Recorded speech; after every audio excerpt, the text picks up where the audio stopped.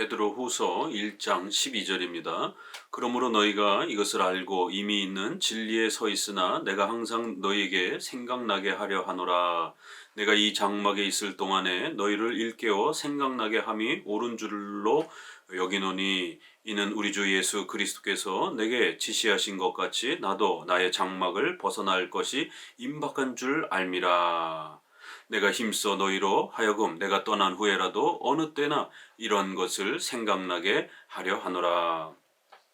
앞부분에서 11절까지는 기독교의 신앙의 이 보배로운 믿음, 보편적으로 모든 세대와 모든 교회가 함께 공교회적인 그런 신앙 고백 아래에서 성경의 교리를 알고 그것을 믿고 의지하는 그런 보배로운 믿음이 무엇인지, 바로 그 믿음이 얼마나 중요한 것인지, 또 그러한 믿음을 갖는다라고 하는 것은 신의 성품에 참여하는 이 영광스러운 은혜를 누리는 것이다 라고 이렇게 표현했고, 그러한 구원의 은혜는 반드시 성화를 통해서 우리의 전인격적인 열매를 맺어가면서 그렇게 자라가는, 이게 바른 기독교의 모습이다, 이게 바른 기독교의 신앙의 모습이다 라고 이제 이렇게 핵심을 정의를 했고요. 12절부터는 바로 이러한 보배로운 믿음을 너희가 이미 그렇게 알고 있다, 이미 그 진리에서 그렇게 배웠다라고 이렇게 다시 한번 소개합니다. 이것을 알고, 여기도 또 이렇게 안다라는 단어,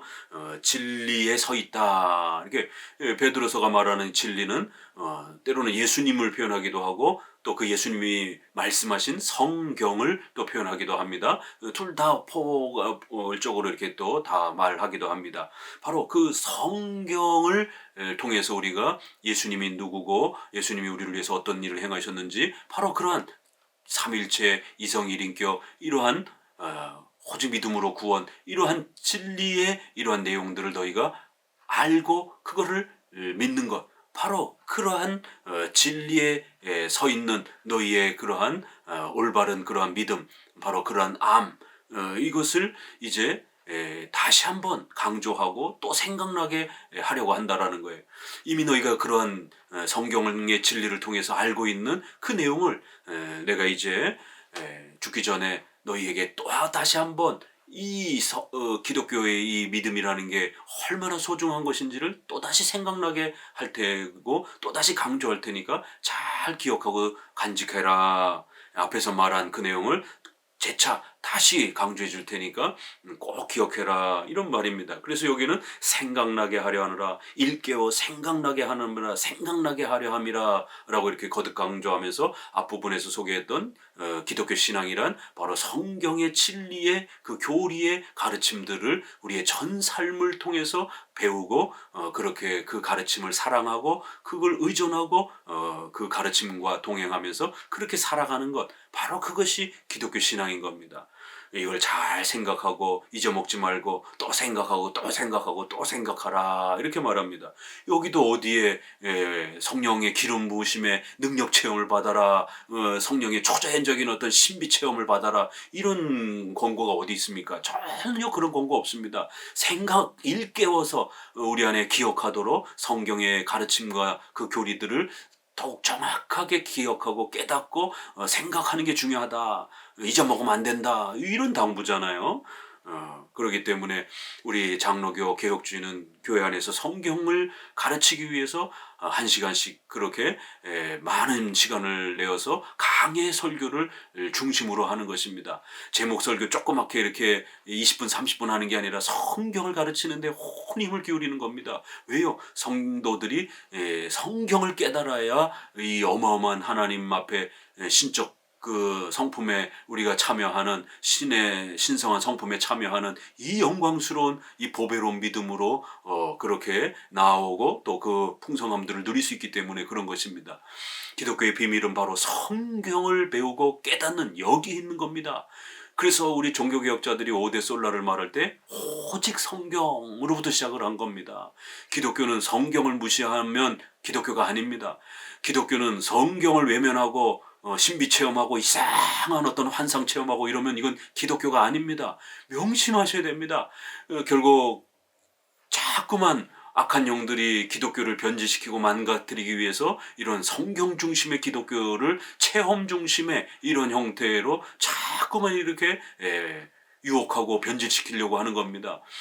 거기에다가 또 이렇게 교리와 체험을 어정쩡하게 또 섞은 그런 반반 이런 형태의 또 오늘날 또 그러한 혼합주의적인 또 그런 개혁주의나 또 청교도나 이런 것을 또 추구하는 또 그러한 그 개혁주의 목회자들도 계십니다. 그런 분들도 참 조심하셔야 됩니다. 정신 바짝 차리고 정말 우리가 개혁주의를 하려고 한다라면 정통 개혁주의가 무엇인지 정신 바짝 차리고 배우셔야 됩니다. 기껏 이렇게 일반 복음주의권 내서 나와가지고는 또다시 일반 복음주의적 어떤 그런 신학의 체계를 가지고 개혁주의를 한다라고 이러면은 제3자가 봤을 때는 아니, 당신의 뭐 그런 주장이나 오순절파의 주장이나 뭐 똑같은데 뭘 그게 더 새롭다라고 그러느냐 이런 이제 비판을 받게 되는 거예요. 그 결국에는 제3자가 봤을 때는 오순절파의 세컨드 블레싱이라고 하는 제2 성령 세례나 결국 로이드 존스라든가 이러한 장로교 안에서 성령 체험을 주장하는 이런 분들의 주장은 오순절파의 순복음교회 조용기 목사가 주장했던 그러한 성령 체험하고 똑같단 말이에요. 내용들이. 그러면은 제3자가 봤을 때는 아니 이거는 순복음교회 비슷한데 뭘 이 사람들은 자꾸 새롭게 교회가 개혁됐다라고 말하지 자기는 건강하다라고 말하지 순복음하고 똑같이 따라하는데 이런 일이 벌어지는 겁니다. 그래서 우리 정통 기독교는 그러한 성령론을 성경적 성령론으로 인정하지 않는 것입니다. 성경적 성령론이란 떼굴떼굴떼굴 막 굴르고 막 이상한 어떤 그 체험 속에 빠져가지고 비상식적으로 살아가는 그런 극단적인 오순절파나 아니면 좀 더 세련되게 그렇게 이상한 또 이런 신비 체험을 추구하는 그러한 이 형태나 다 거절하는 겁니다. 성경적 성령론은 앞서서 계속 말씀드린 거고 베드로 전서나 후서에서 끊임없이 그 거짓 교사들과 싸워가면서 올바른 믿음이란 성경을 깨닫고 그 성경을 알아가고 그 성경을 생각하고 기억하는 것 이러면서 베드로 전서와 후서가 성경 이야기가 굉장히 많습니다.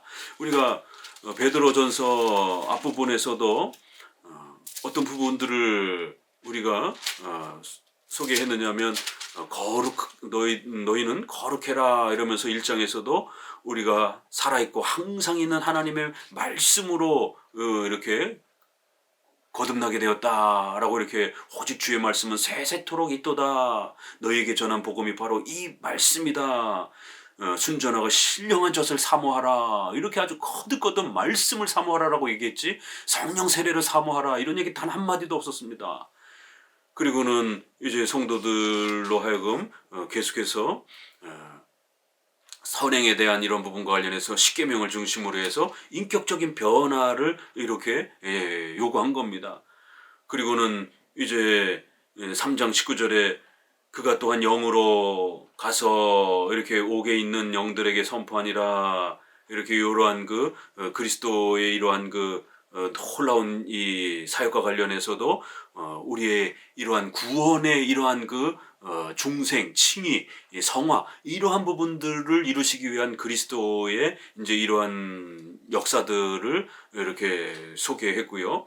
그리고는 이제 5장에 가서 바로 그리스도가 세워주신 장로 정치 아래에서 이러한 전 삶을 바르게 살아가는 것을 강조하는 겁니다. 후서에 와서도 1장 21절에 이제 등장하는 그 유명한 오직 성령의 감동하심을 받은 사람들이 하나님께 받아 말한 바로 이 성경에 집중하라라고 이렇게 또 결론을 맺고 있는 겁니다. 그래서 오늘 생각하라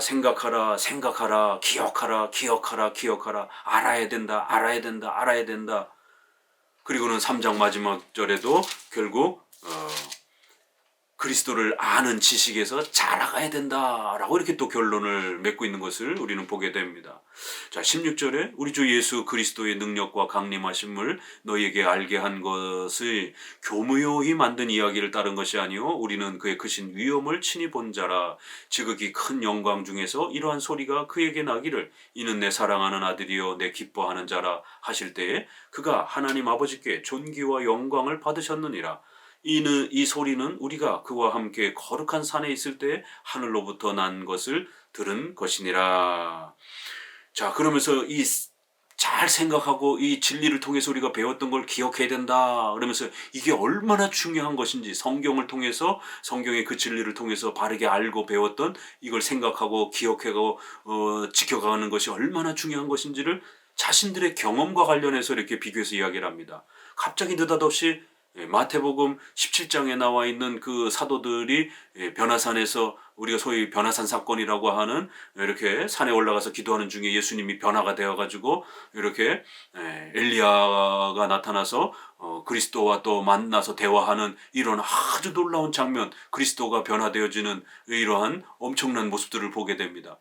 그러한 신비로운 경험들을 한 겁니다. 그리스도께서 변화되어지는 그런 엄청난 경험, 구약의 엘리야를 이렇게 또 알아보고 이렇게 또 경험하는 엄청난 초자연적인 경험들을 사도들을 했습니다. 왜냐하면 사도들은 성경을 써야 되는 이런 특수한 인물들이었기 때문에 예수님께서는 사도들에게 이러한 권위를 허락하시기 위해서 이러한 초자연적인 경험들을 아직은 성경이 완성되기 전까지는 사도들에게 그런 특별한 구별된 경험들을 허락해 주신 것입니다. 그래서 베드로는 이 신비롭게 경험했던 이 경험 얘기를 하는 겁니다. 바로 하늘로부터 소리가 나면서 이렇게 이는 내 사랑하는 아들이요 내 기뻐하는 자라 이러면서 그 그리스도의 말씀에 순종하며 살아라 이런 성부 하나님께서 성자를 이렇게 공적으로 인정해주는 그런 엄청난 소리를 또 듣기도 한 이건 세례 받을 때도 예수님이 이러한 또 어마어마한 그 경험의 장면들이 나오잖아요. 이거를 사도들이 체험한 겁니다. 그래서 성부 하나님의 소리도 듣고 예수님이 변화되는 것도 보고 또 엘리야도 만나고 이런 엄청난 그래서 그가 하나님 아버지께 존귀와 영광을 받으셨느니라. 그래서 예수님이 얼마나 위대한 중보자인지를 그렇게 자기들의 눈으로 보고 함께 경험한 그런 엄청난 경험을 한 거예요. 이 소리는 우리가 예수님과 함께 거룩한 산에 있을 때 그렇게 하늘로부터 경험한 그런 엄청난 초자연적 경험이라는 거예요.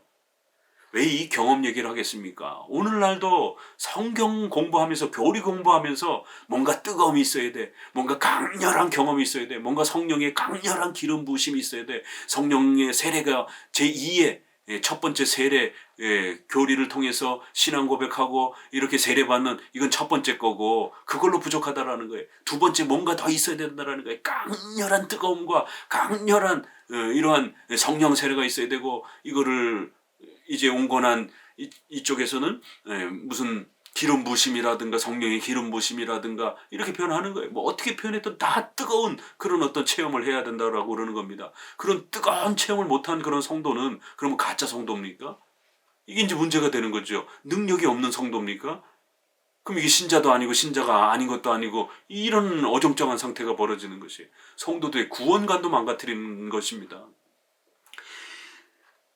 사도 베드로는 자신이 경험했던 강력한 그 어마어마한 그 경험을 이렇게 이야기하면서 베드로전서 1장 바로 그 8절 9절에 예수를 너희가 보지 못하였으나 사랑하는도다 이제도 보지 못하나 믿고 말할 수 없는 영광스러운 즐거움으로 기뻐하니 과거에나 지금이나 예수님을 보지 못하고 믿었던 너희들 그러나 성경을 잘 믿고 의지하니 감사하다. 바로 그 믿음이 결국 너희를 구원으로 초대한다. 이렇게 베드로전서에서 강조했던 겁니다. 그걸 다시 또 끄집어내서 내가 어마어마한 우리 사도들이 엄청난 그런 초자연적 경험을 했어도 너희들은 그러한 경험을 하지 못하고 예수님도 직접 보지 못하고 예수님이 변화되는 이런 엄청난 경험도 너희들은 하지 못했지만 이렇게 대조하는 겁니다. 그러나 그렇다고 해서 아쉬워하거나 너희 믿음이 우리보다 더 작다든가 너희 믿음은 구원의 절반 정도밖에 못 받은 거라든가 이렇게 생각하면 안 된다는 것입니다. 자꾸만 그런 무슨 어떤 뜨거운 체험이 기독교의 본질인 것처럼 이렇게 자꾸 끌고 가면 안 된다는 거예요. 이제 그 비교와 관련해서 베드로는 이렇게 결론을 맺는 거예요. 19절에 또 우리에게 더 확실한 예언이 있어 어두운 데를 비추는 등불과 같으니 날이 새어 샛별이 너희 마음에 떠오르기까지 너희가 이것을 주의하는 것이 옳으니라. 비교하잖아요. 그런 어마어마한 경험을 했다 할지라도 이제 더 확실한 예언 바울이 방언과 관련해서 고린도전서 14장 이야기할 때 방언, 예언 두 개를 계속 비교하면서 나중에는 예언이 훨씬 더 중요하다라고 이렇게 말합니다. 신약에서는 이렇게 예언을 미래를 내다보는 그러한 말도 예언이라는 단어를 쓰고 설교도 예언이라고 씁니다. 그러나 미래를 이렇게 내다보는 이런 부분들은 그 단어가 아주 한정돼 있습니다. 사도행전에서 이렇게 가뭄을 예언하듯이.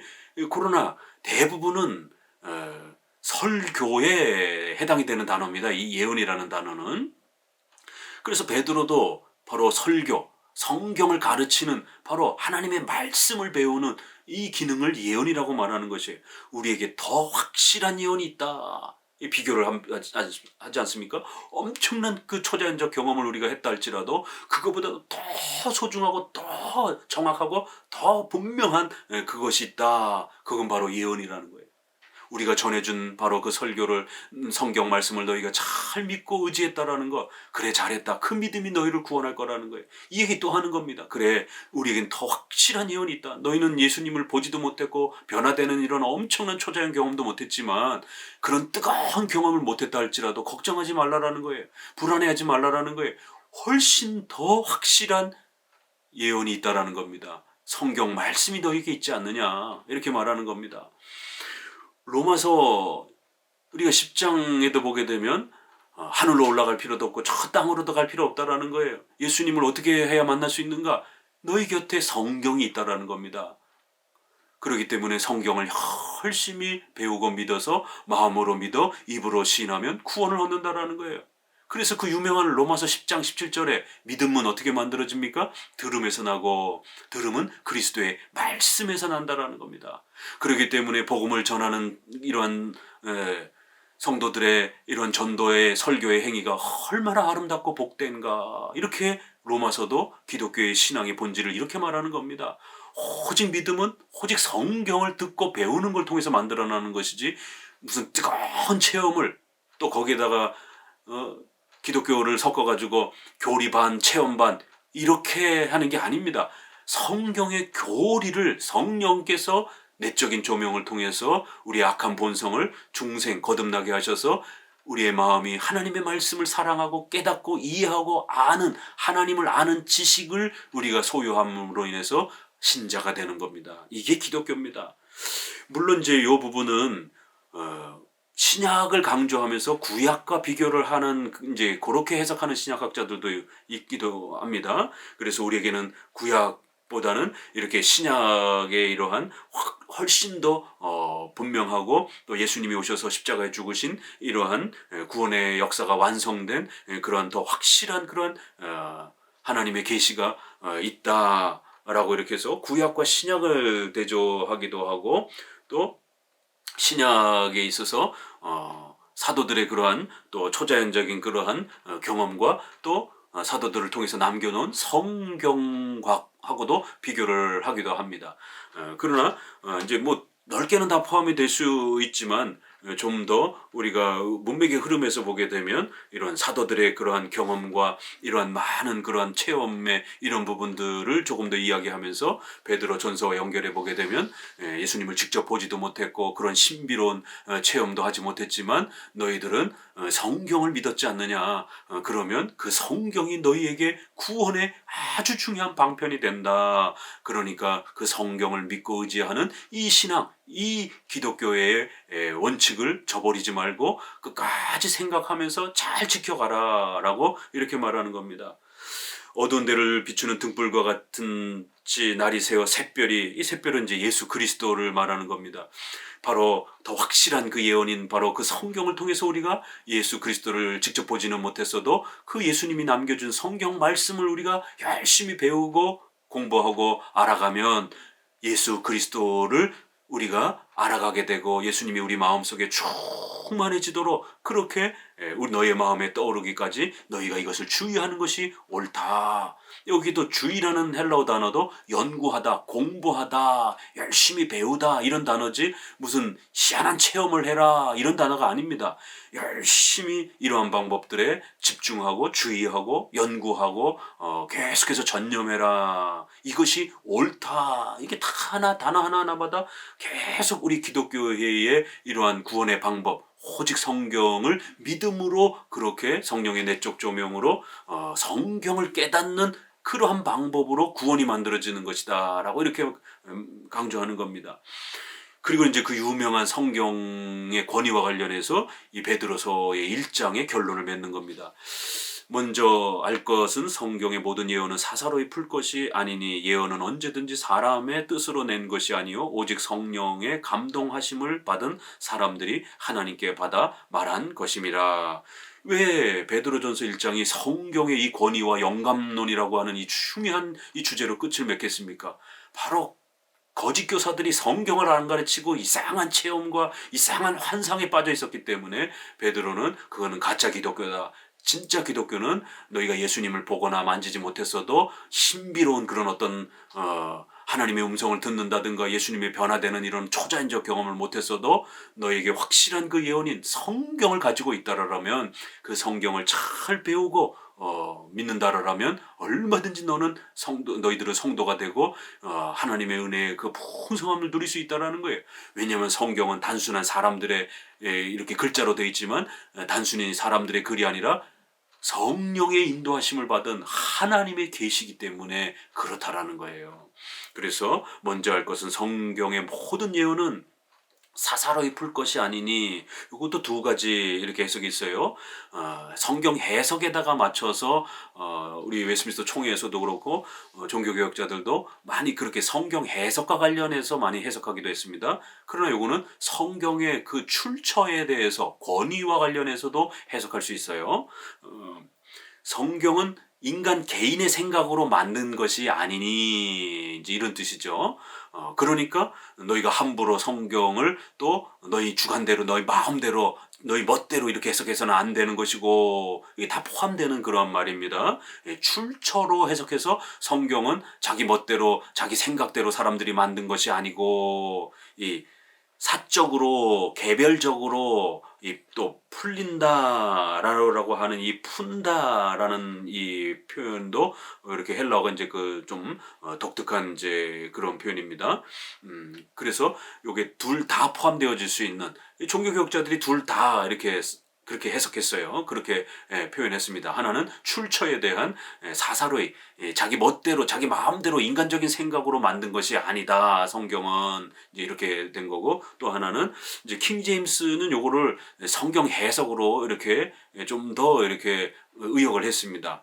그래서 no prophecy of scripture, 그래서 어떠한 그 성경의 예언도 is any private interpretation, 이렇게 해서 사적인 해석에 의해서 되어지지 않았다. 이렇게 어떠한 그 성경의 예언도 사적인 그런 해석으로 해서는 안 된다. 이렇게 interpretation이라고 하는 성경 해석의 경고에 대한 부분으로 이렇게 조금 더 의역이 된 형태고, 요거는 interpretation이라고 하는 해석을 넣지 않더라도 그 출처로 사사로이 그렇게 된 것이 아니고도 얼마든지 해석할 수 있는 겁니다. 그래서 성경은 인간이 만든 게 아니고, 그러니까 너희가 성경을 해석할 때도 함부로 막 해석하고 이렇게 주관적으로만 해석해서는 안 되고, 이게 다 해석이 되는 거예요. 예언은 언제든지 사람의 뜻으로 낸 것이 아니다. 다시 한 번 또 강조하는 것이죠. 사람이 만든 게 아니라는 거예요. 비록 인간의 언어로 되어 있고 40명 가까이 되는 사람들이 기록한 건 맞아요. 형식적으로는 분명히 사람들을 사용하셨기 때문에, 인간의 언어를 사용하셨기 때문에 인간의 언어로 인간의 글로 그렇게 주신 겁니다. 그러나 사람이 본질적으로 그 성경을 만든 건 아니라는 거예요. 형식적으로는 사람의 언어와 사람들이 기록했지만 그 내용과 본질은 하나님이 기록하시고 하나님이 만드신 것이다라는 거예요. 그러니까 20절과 21절은 거의 같은 내용인 겁니다. 사람이 만든 게 아니고 하나님이 만드신 것이다, 이런 표현이고, 21절에도 결국 예언은 언제든지 사람의 뜻으로 사람의 생각과 머리에서 만들어진 그런 세상의 책들과 같은 그러한 것이 아니고 오직 성령의 감동하심을 받은 사람들이 하나님께로 받아 말한 것이다. 분명히 사람들이 말하고 기록한 건 맞지만 그들을 사용하신 하나님이, 성령 하나님께서 그렇게 영감 인도하여 주셔서 그렇게 하나님의 계시를 우리에게 주신 것이다라는 겁니다.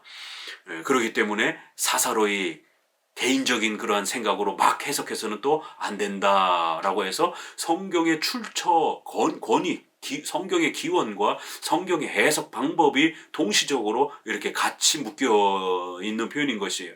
왜요? 거짓 교사들이 성경을 함부로 해석했기 때문에 성경 해석에 대한 중요성을 권면하기도 하면서도 성경은 하나님의 말씀이다라고 하는 성경의 출처와 근거를, 권위를 또 강조하는 또 동시적인 의미가 있는 겁니다.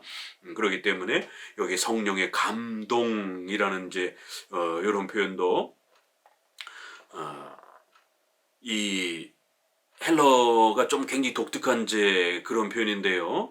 이 부분도 이제 이렇게 영어에서는 being born 이렇게 되어가지고 뭔가 짐을 진다 이제 이런 그 단어입니다. 이게 감동이라는 단어가 성령에 의해서 짐을 지워졌다 이런 뜻입니다.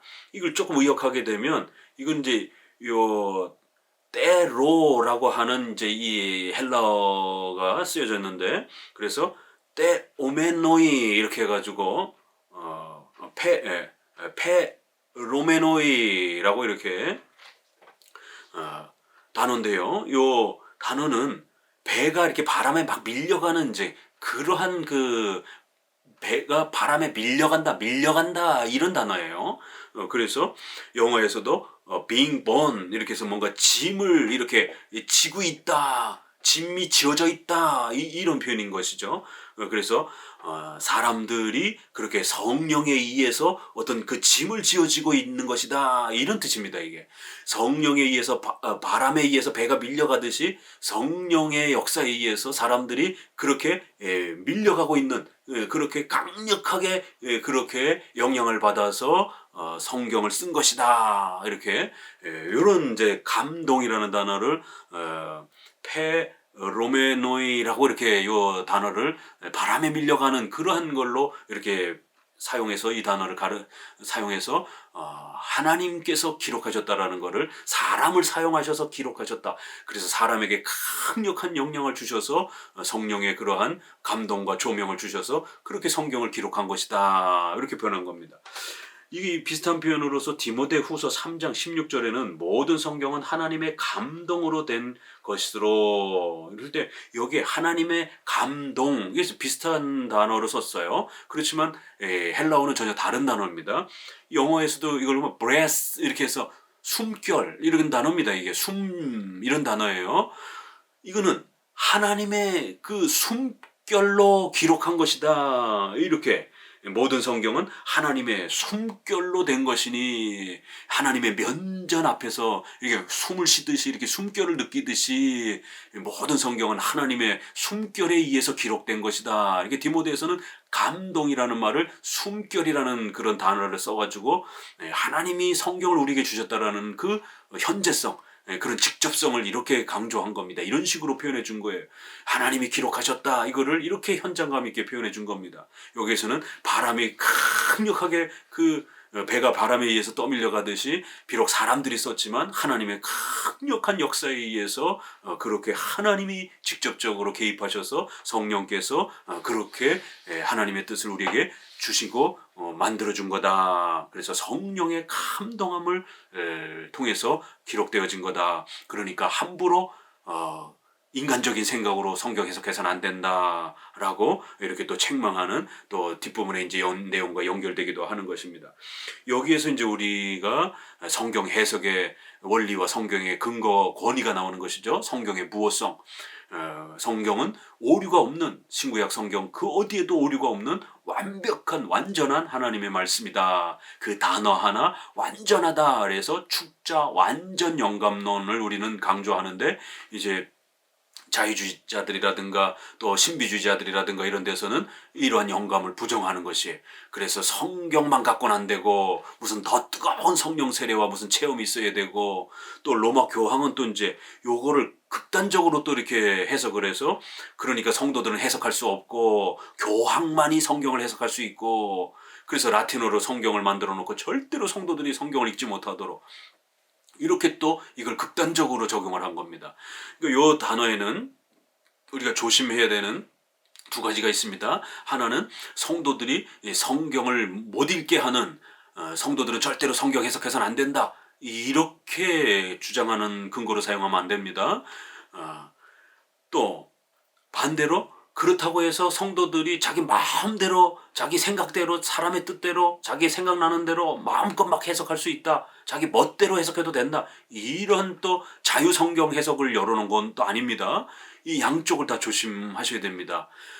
성경은 하나님이 주신 거라는 겁니다. 그렇기 때문에 성경의 출처는 하나님에게서 나온 거라는 거예요. 그래서 함부로 그렇게 사람의 뜻대로 자기 멋대로 해석해서는 안 된다는 거예요. 분명히 성경은 개인적으로 읽을 자유는 있습니다. 그러나 자기 멋대로, 자기 생각대로 막 그렇게 해석해서는 안 된다는 거예요. 왜요? 하나님이 그 뜻을 정해놓은, 하나님이 원하시는 그 해석의 내용이 있기 때문에 그런 겁니다.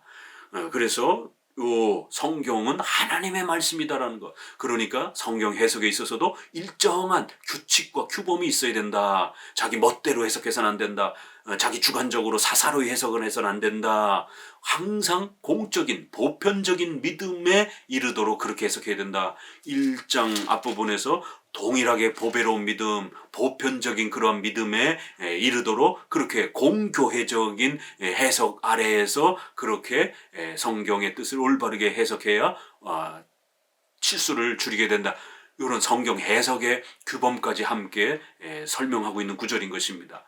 성경은 하나님 말씀이기 때문에 분명히 우리가 성경을 읽을 수 있지만 함부로 자기 멋대로 이렇게 사람의 뜻대로, 사람의 생각나는 대로 사사로이 이렇게 막 다뤄서 또 막 다루면 안 된다라는 겁니다. 성경은 하나님의 감동, 하나님의 숨결, 하나님의 성령의 강력한 힘에 의해서 만들어주신 하나님의 계시의 책, 하나님의 말씀이라는 거예요. 그래서 성경을 해석할 때는 사사로이 사람의 뜻대로 자기 내키는 대로 막 해석하고 이러면 안 되고, 보편적으로 어느 교회나 어느 시대나 모두가 함께 그렇게 동일한 교리와 고백을 하는 그 공통된 그러한 결론에 이러한 성경의 진리를 갖는 그러한 방식으로서 공교회적 해석을 해야지 자기 멋대로 해석하면 안 된다라고 이렇게 경고하는 겁니다. 그래서 3장 마지막 절에도 이제 그 유명한 16절에 성경 해석에 대한 경고가 나오는 겁니다. 그 중에 알기에 어려운 것이 덜어 있으니 무식한 자들과 굳세지 못한 자들이 다른 성경과 같이 그것도 억지로 풀다가 스스로 멸망에 이르느니라. 이렇게 베드로 후서는 성경 해석의 이러한 그 극단성에 대해서 아주 험중히 경고하는 이런 내용이 굉장히 많습니다. 결국 거짓 교사의 문제는 주관적 해석, 자기 멋대로 하는 해석, 또 교황처럼 성도들을 절대로 성경 해석하지 못하게 하는 이런 양극단에서 다 발생이 된 겁니다. 그래서 베드로는 성경은 하나님의 말씀이기 때문에 성도들이 열심히 성경을 배우고 익히고 성경을 생각하고 그렇게 살으라는 거예요. 개인의 성경 해석을, 성경을 읽을 수 있는 자유를 열어줬습니다. 그럼에도 불구하고 자기 멋대로 마음대로 해석해야 할 수 있는 자유가 있는 건 아닙니다. 성경을 읽을 자유는 있지만 그렇다고 해서 자기 멋대로 읽을 수 있는 자유는 있는 건 아닙니다. 하나님이 정해주신 그 규칙과 방향과 범위로 그렇게 모든 교회가 보편적으로 이해하는 그러한 이해 아래에서 성경을 읽어가야 올바른 성경의 뜻에 머무를 수가 있다는 것입니다. 오늘날은 이러한 공교의 신조를 무시하는 사도 신조와 웨스트민스터 신조와 같은 이런 공교회적 성경 해석의 규범인 신조를 무시하는 그러한 시대여서 개인적 해석이 지나치게 강조되는 그러한 시대에 살고 있습니다. 목회자가 합법적으로 이렇게 자격을 얻고 안수를 받고 또 그 다음에 공교회적인 그러한 교단의 이러한 교회법에 따라 웨스트민스터 신앙 고백에 기초해서 설교를 하는데도 불구하고 그건 목사님 생각이고 나는 내는 또 다르게 해석할 수 있다라고 이러면서 결국 자기 해석을 아주 중요하게 취급하면서 어떠한 것도 결국 자기가 인정하지 아니하면 목회자의 설교를 수용하지 않는, 이건 또 다른 문제죠. 로마 교황이 이렇게 강압적으로 성도들에게 요구하는 것도 문제지만 합법적인 그러한 올바른 설교와 교리를 가르쳐도 자신의 주관에 빠져가지고 내가 이해가 되지 않으면 절대로 못 받아들여. 이런 거꾸로에 위에서 내려 누르는 것도 문제지만 밑에서 치받는 이러한 절대로 목사의 설교를 나는 함부로 못 받아들여 이런 것도 잘못된 것이죠. 이단은 분별해야 되지만 자기가 몸담고 있는 그러한 건강한 교회의 목회자의 설교조차도 자기가 이해가 되지 않으면 아니 그러면 그 설교가 자기가 이해될 때만 그게 참된 말씀입니까? 자기가 믿음이 약해가지고 이해 못하는 건 어떡할 겁니까 그러면? 이해가 되든 안 되든 합법적인 설교면 그건 하나님의 말씀으로서 우리가 또 받으려고 열심히 이렇게 또 노력하고 또 그렇게 배워가려고 애를 쓰셔야 되는 겁니다. 오늘 베드로후서의 이 성경의 무엇성 하나님의 말씀이다라고 하는 성경의 권위 그리고 또 성경 해석은 성경 그 자체로 해석한다라고 하는 성경 해석의 권위는 성경 그 자체다라고 하는 그 얘기는 성경은 그렇게 보편적 그러한 그 교리와 또 해석이 일정한 규칙을 그렇게 가지고 있다는 겁니다. 그래서 히브리서 5장 마지막 절과 6장 1절에 7가지의 교리가 나오는 겁니다.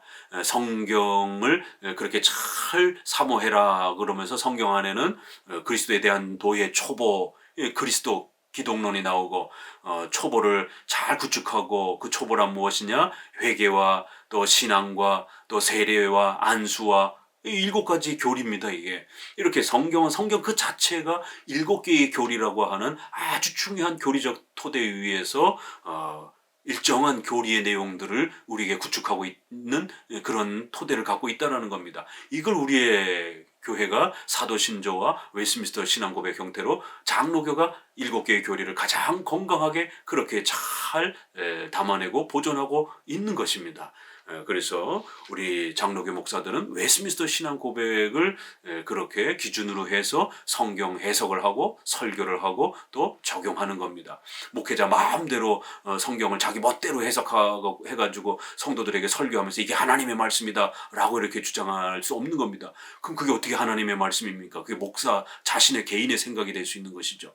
이렇게 해서 분명히 성경을 읽을 수 있지만 성도도 그렇고 목사도 그렇고 사사로이 자기 마음대로 읽어내는 게 아니라 지난 2000년 역사 속에서 또 모든 교회가 보편적으로 함께 그렇게 고백하는 공교회적 신앙 고백 아래에서 성경 해석을 통해서 그 성경의 진리를 바르게 알고 생각나고 계속해서 배워가고 지켜가는 것 이게 기독교의 가장 중요한 성경의 또 방법 다루는 방법이고 기독교 신앙의 원리라는 것입니다. 감사합니다.